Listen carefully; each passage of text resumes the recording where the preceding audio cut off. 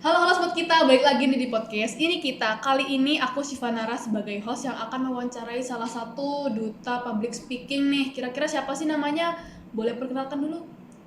Halo semuanya, perkenalkan saya Jaludin Syuuti, biasa dipanggil Jalal. Saya dari program studi Sastra Inggris, Fakultas Ilmu Sosial dan Ilmu Budaya, Universitas Trunojoyo Madura, dan saat ini saya semester 3. Oke, berarti semester 3 2023 ya angkatannya Iya, ya? benar, angkatan 2023. Ini kakaknya kan ikut public speaking itu terus jadi duta gitu ya? Boleh boleh dijelaskan dikit gak sih motivasi awalnya ikut public speaking ini kayak gimana? Mungkin untuk motivasi saya untuk mengikuti komunitas public speaking ini karena saya berpikir awalnya dan saya berpikir bahwa saya memiliki minat seperti saya memiliki minat besar pada keterampilan public speaking atau soft skill yang biasa kita sebut sebagai kemampuan berbicara di depan umum atau menyuarakan pendapat di depan umum. Dan saya percaya juga bahwa dengan public speaking ini adalah salah satu soft skill yang sangat penting dan wajib untuk dimiliki oleh setiap mahasiswa, terutama mahasiswa ilmu komunikasi seperti kakak. Oke. Soalnya yang saya ketahui itu kan ilmu komunikasi kita harus memiliki komunikasi yang baik kepada orang atau bagaimana cara kita memiliki skill public speaking yang bagus gitu. Dan saya percaya juga bahwa dengan public speaking kita tidak hanya berbicara atau menyuarakan pendapat di depan orang lain. Akan tetapi kita juga bisa mempengaruhi, menginspirasi dan juga membawa perubahan baik untuk masyarakat yang kecil sampai ke masyarakat yang luas. Dan itu adalah salah satu tugas penting kita, terutama sebagai seorang mahasiswa. Harus punya skill itu ya berarti setiap mahasiswa itu. Terus kan nggak cuma ikut public speaking aja nih kayaknya kakaknya. Itu boleh dijelasin nggak sih awal mulanya ikut duta ini? Mungkin awal mula ikut duta itu karena saya tertarik seperti saya ingin lebih mengembangkan potensi yang saya miliki, terutama dalam skill public speaking. Karena apa? Dengan saya mengikuti duta public speaking ini, kita sebagai seorang duta atau mengemban peran sebagai seorang duta, kita itu adalah ikon yang harus mempromosikan atau memberikan ilmu yang bermanfaat bagi orang lain. Dan juga dengan saya mengemban peran sebagai seorang duta, saya juga harus memiliki relasi yang luas.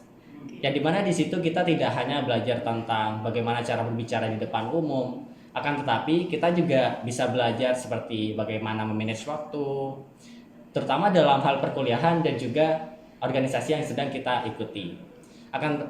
Tetapi di sisi lain, daripada memanage waktu dan juga keterampilan berbicara di depan umum, kita juga dapat belajar skill kepemimpinan.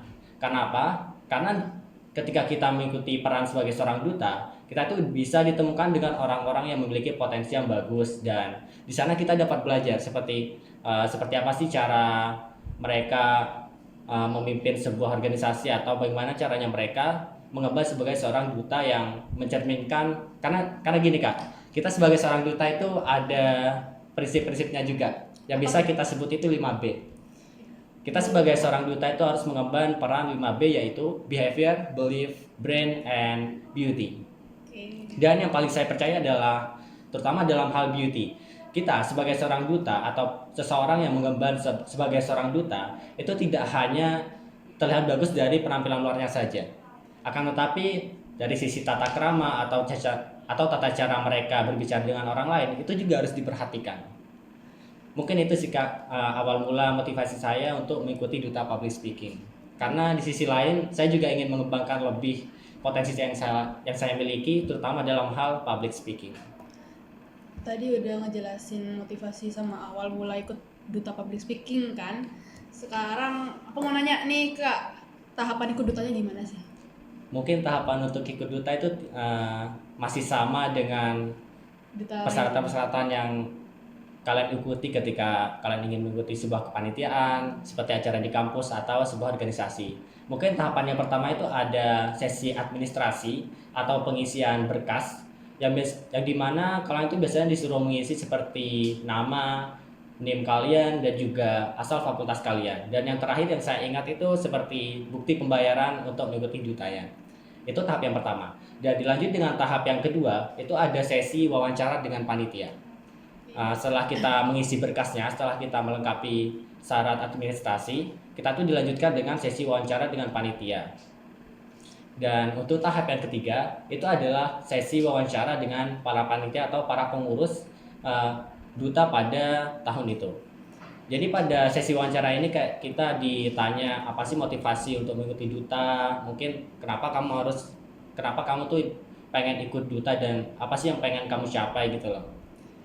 Dan itu setelah kita melewati sesi wawancara, kita akan menunggu selama beberapa hari atau beberapa minggu itu untuk menunggu pengumuman Kak. Misalkan setelah kita melakukan wawancara itu seperti direkap nilai apakah kita cocok untuk lolos pada babak finalis, dan biasanya itu kita harus menunggu selama 5 sampai 7 hari.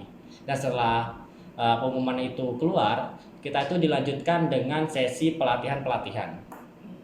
Karena kita sebagai seorang duta juga perlu dilatih. Mungkin latihan-latihan yang dapat saya beritahu itu yang pertama tentang kedutaan.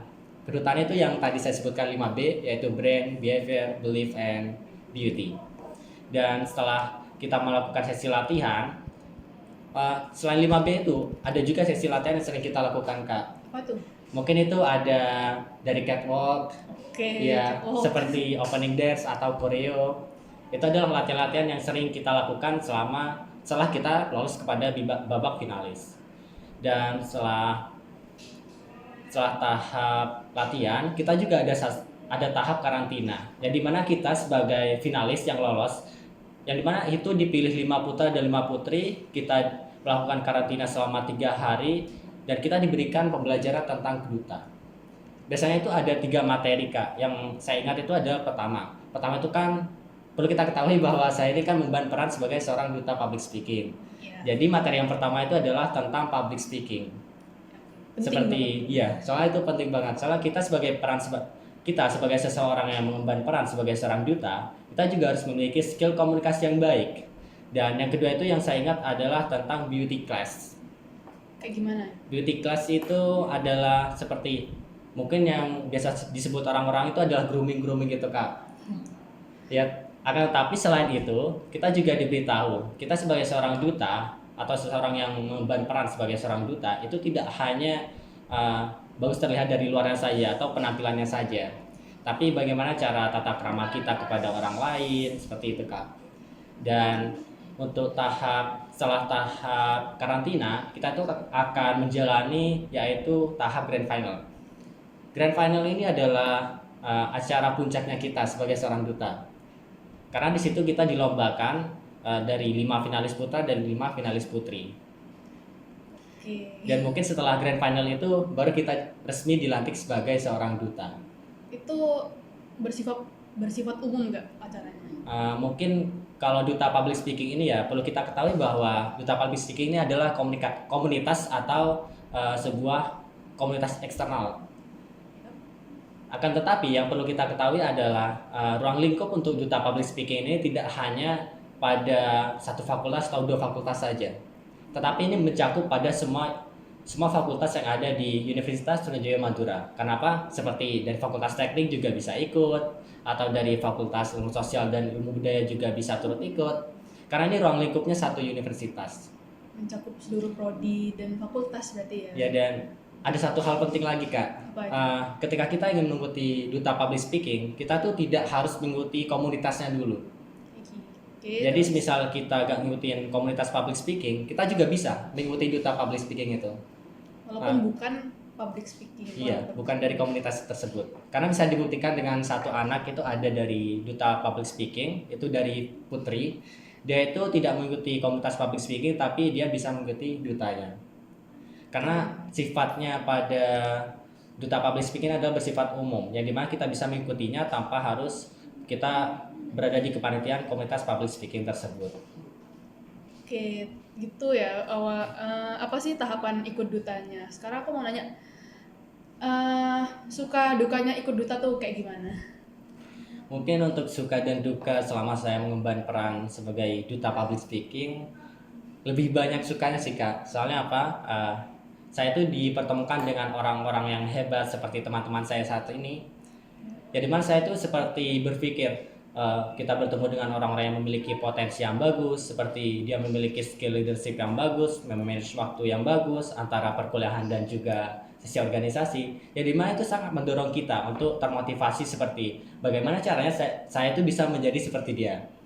Akan tetapi akan adanya motivasi tersebut, saya lebih terdorong dan terus kayak mengembangkan potensi yang saya miliki. Mungkin untuk dukanya itu ini adalah salah satu permasalahan yang umum sih Kak.